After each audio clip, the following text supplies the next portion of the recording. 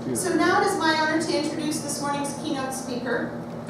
Following his distinguished career as a faculty member, researcher in evolutionary biology, and academic administrator, our guest speaker today was appointed as the 6th president of Humboldt State University in 2002. Since his appointment, Humboldt State has gained recognition as a student-centered, diverse, and sustainable university, which serves as an important community and economic hub to our area. In addition to his work at HSU, he has a passion for helping children of all ages, and he currently volunteers his time teaching K-3 children math skills and how to read. He will be retiring at the end of this month from Humboldt State University, but I understand he'll be staying in Humboldt County to be enjoying more time with his wife and his 4 children and his 4 grandchildren. Ladies and gentlemen, please join me in welcoming HSU President and fellow Rotarian, Rollin Richmond.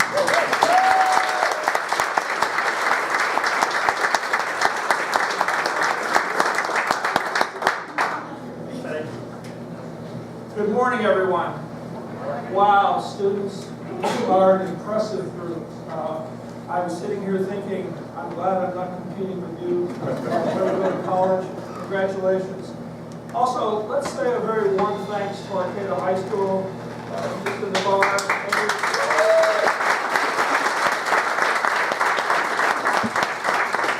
I also want to thank the Arcata Sunrise Rotary for honoring these young people and, of course, for providing these good scholarships, which will be helpful both to them and their families. Before I go on, I want to introduce a couple of my colleagues. I think everybody knows Romy Hitchcock-Tinseth here.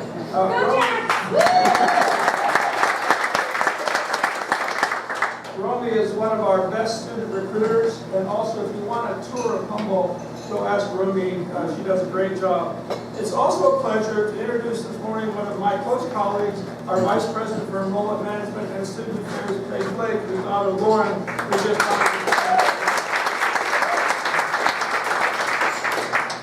Students, I've got some advice for you, as it generally comes from old people like me. They want to tell you what to do and not to do. I got 12 things to do. First of all, I've been thinking about things that I've learned about students over the years, and here are a few of them. First of all, going to sleep at 2:30 a.m. in the morning is an early night. You need to make sure that your alarm clock has extra batteries. Duct tape heals all wounds. If not, Scotch tape or masking tape will suffice for a little while anyway. Showers become less important. 2 meals a day are the standard. For some of you, 1 would supply.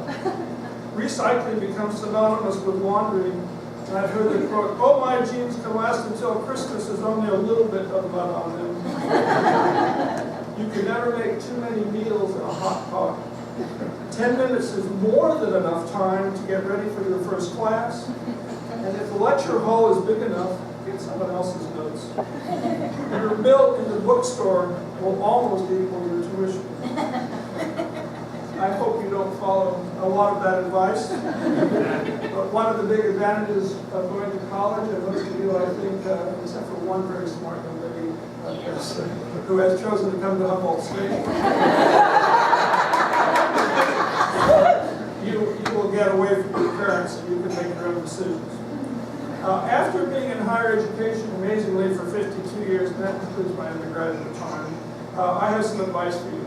And perhaps one of the most important things I can tell you is to follow your passion.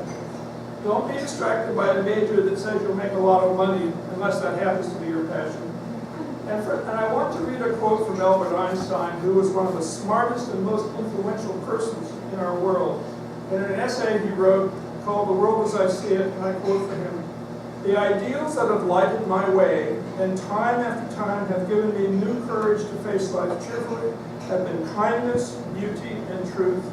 Without the sense of kinship with men of like mind," and women too, without the occupation with the objective world, the eternally unattainable in the field of art and scientific endeavors, life would have seemed empty to me. The trite objects of human efforts, possessions, outward success, luxury, have always seemed to me contemptible. I think that's very interesting advice, and I encourage you to think about it. I spent some years at Iowa State University, also at ag school. On the student center there was a quote from an alum who graduated in 1883, that was a while ago.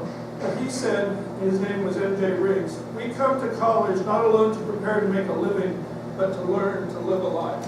And I see that happening all the time to students at Humboldt State and the other universities where I've worked as well. I'm a scientist, or at least I used to be, and one of the things I always think about is, what can science say about how to have a successful and happy life? It turns out that what scientists have found, and psychologists are of course included among sciences, is that one of the best ways to be happy is to help other folks.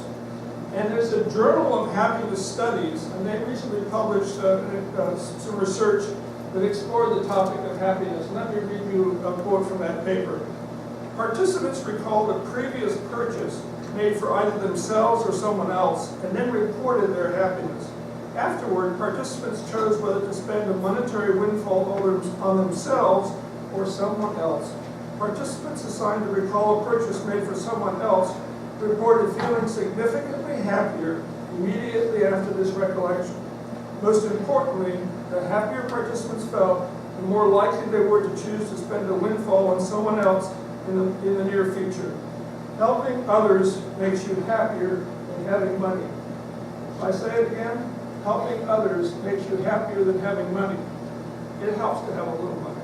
That also makes a big difference to be happy as well. Let me say a few things about the role of women in our society. And I was very impressed to see the number of women who are among the top 10 in the Arcata High School. Ladies, the world is changing and providing you with opportunities that were not easily available when my wife was your age. Among the many news stories dedicated to the recession that gripped the United States in the late 2000s were several pieces that asked whether the economic downturn had led to a change in traditional gender roles. More than 80% of the jobs that were lost during that period were jobs that belonged to men. In fact, for the first time ever in our country, there were more women employed than men. Men lost their jobs who were employed in fields like construction and finance, whereas women had been in slightly steadier fields like teaching and healthcare, where there will always be a demand for workers. It's a real pleasure to see so many of you being successful, and the fact that women now have opportunities that we men sequestered for ourselves for a number of years. Let me say, ladies, it's easier for you to have a career outside of home, but also to have a family. And it's not an easy thing to do both. But if you want to be happy, one of the best ways to do so is to have children. And I just would encourage you to make sure that your husband does the same share as you do in raising those young people. Young men, support those women and find one for your mate who will make you happy by having children with you and helping you raise them. One of the things that worried me a lot lately is a result of reading a new book that's written by a French economist. His name is Thomas Piketty. And his book is called Capital in the 21st Century. And it shows that income equality in America and most developed countries is huge. We hear a lot these days about the 1%, and it scares me. Piketty argues that we're on a path back to 19th century, and these are his words, patrimonial capitalism, in which the commanding heights of the economy are controlled not by talented individuals, but by family dynasties. Students, you have a chance to change this. Here are two quotes from Nelson Mandela, who made a huge difference in South Africa and spent some number of years, more than 20, I believe, in prison. These were two things that he said. He said, education is the most powerful weapon which you can use to change the world. And he also said, a good head and a good heart are a formidable combination. Use the university that you're going to attend to affect social change. Humboldt State students are a classic example of doing this, and as I was saying to someone earlier, this is the 6th university I've served in my career. The students at Humboldt State are qualitatively different, not every one of them, are qualitatively different than the students I've seen elsewhere. For example, in 1987, the students created what we call the graduation pledge, which is now used by universities around the world. And for those of you who aren't going to Humboldt State, I encourage you to think about this pledge and think about adhering to it as well. What's it say? It says, I pledge to explore and take into account the social and environmental consequences of any job I consider, and will try to improve these aspects of any organizations for which I work. Another thing that Humboldt State students have done, actually during my tenure there, which I'm really quite proud, is called the Humboldt Energy Independence Fund. And their goal was to take Humboldt State University off the electricity grid by 2040, so we're making some progress. And how did they do it? They did it by taxing themselves.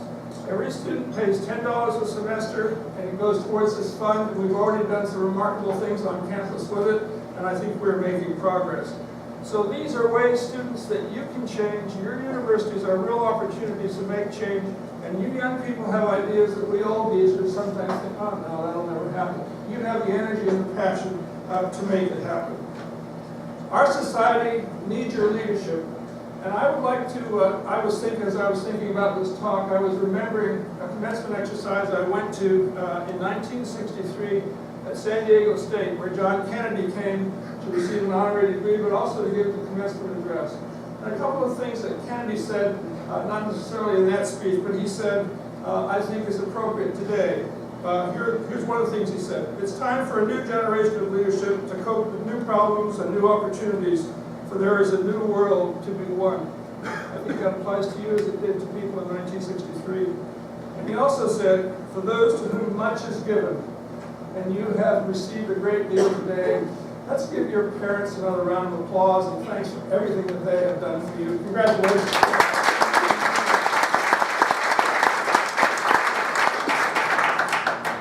He said, for those to whom much is given, much is required. And I think that's a very important thing to recognize.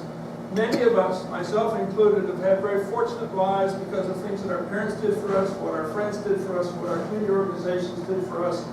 We need to remember to give back. Finally, I want to say a few words about civic engagement.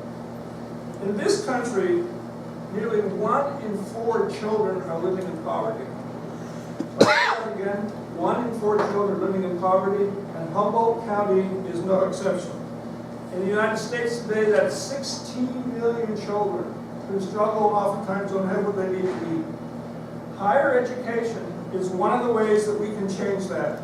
And what I hope you will do in college is to think about a political agenda that's not particularly pointed at one political party or another, but is a way for you to lead your colleagues to try to make change in this world, to do something about this issue of income inequality, which is actually quite scary and something that we really need to address. Finally, I want to give you a quote from a gentleman who was an African American living in Tuskegee, Alabama, and he said the following thing I think most of us will understand, and which says how important civic engagement is for all of us to work together. He said, and I quote, "The redwood is able to grow as tall as it does only because its roots are intertwined underground with the roots of other trees. Redwood neighbors literally support one another, and this gives great strength to the whole community." This was Mayor Johnny Ford from Tuskegee, Alabama. Finally, I want you to think about the ethics that govern the body that is celebrating your accomplishments today, Rotary, as they are good guides for us all. And there's a Rotary 4-way test, and I want to remind you of what it is. Of the things we think, say, or do, 1, is it the truth? 2, is it fair to all concerned? 3, will it build goodwill and better friendships? And 4, will it be beneficial to all concerned? Thanks. Don't let your youthful enthusiasm die. And when you get tired of the University and you're willing to come back and use your parents' washing machine, come back to Humboldt State. We'd be delighted to have you. Thank you all, and congratulations.